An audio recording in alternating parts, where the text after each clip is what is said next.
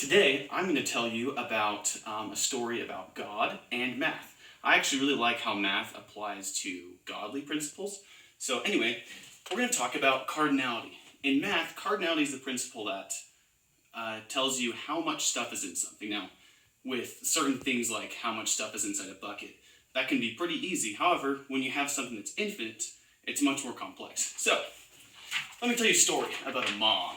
Once upon a time, there was a mom. She had two wonderful little boys. Now, the problem was, these little boys had a really large craving for M&Ms.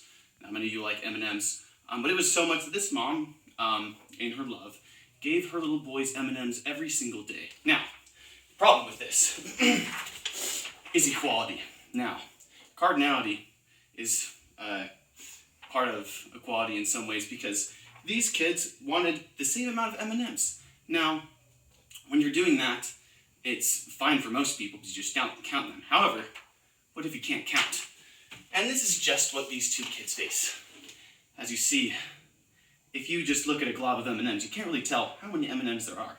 So they had a question, and they asked their mom, how are we supposed to tell? And so their mom would always tell and be like, okay, let me tell you. And she counts them and says, they're the same. Or they're different. Here, now you have the same amount. Or they're different, they have to throw one out, so now you're the same. Right? So a little bit annoying. Eventually, mom gets sick of it, and she says, okay, I'm going to teach you how to do it yourself. So she says, you take each M&M, and you line it up. You take your M&M, and you line them up. And you take your M&Ms, and you line them up. After lining them up, you know, even though you can't count how many M&Ms you have, you know that you have the same amount of M&Ms. Now, reason why this is important, now the kids are happy. However, mom still has to count and teach them how to line up, and she kind of gets sick of them arguing about it. So eventually comes to the point where she's like, you know what, I'm going to solve this problem once and for all. So what does any good mom do? Well, she goes to Costco. Obviously, this problem solution. So she goes there and she finds this. This right here is a very large package of M&Ms, and this W means the whole numbers. Now, for those of you who don't know, the whole numbers are all of the numbers from 0 to infinity that are integers. So 0, 1, 2, 3, 529,624, etc. A lot of M&Ms. And you can't run out. So she thought, perfect solution, right? She's like, wait, problem. I need one for both kids. So she goes to the store and also finds this one. It's got an N on it. However, you notice it's been opened. It's a problem, right? Well, the natural numbers are pretty similar. The only thing is they've been opened and they're actually missing the 0. They only have 1 to infinity. So 1, 2, 3, 4, 5, 6, 7, 8, 9, 525,624. Anyway, so she buys them both and officially believes her problems are over. She takes them to her two boys. This is where things get interesting. So they do their same old system and they line them up. Now, when you line them up, you notice you can line up the 1s, you line up the 2s, you line up the 3s, because there's one for every single M&M. Each M&M is labeled perfectly. But the 0 is only in one of them. And so, of course, one of the children is very upset and says, but I don't have a 0. How am I supposed to be equal? How is this equal if, even though we are both infinite, you have an M&M that's different than me. Anyway, this is a difficult problem. But the mom gets thinking and thinks, you know what? I can solve this problem. You have to let me line up the M&Ms though. So, she goes and she lines them up slightly differently. See, she now takes the 0 and matches it up with the 1. The 1 lines it up with the 2. The 2 lines it up with the other person's 3.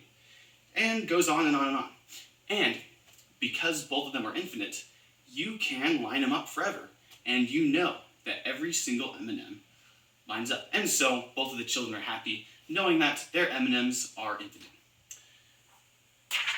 Now, when you talk about equality and we think about things in life, there are lots of things that we wish were equal or fair in life. There are a lot of events that happen. Maybe we feel like we got shorted. Maybe we feel that we lost happiness because events happened.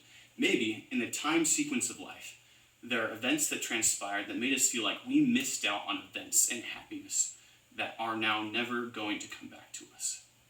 This is some reason that a lot of people have faith in God.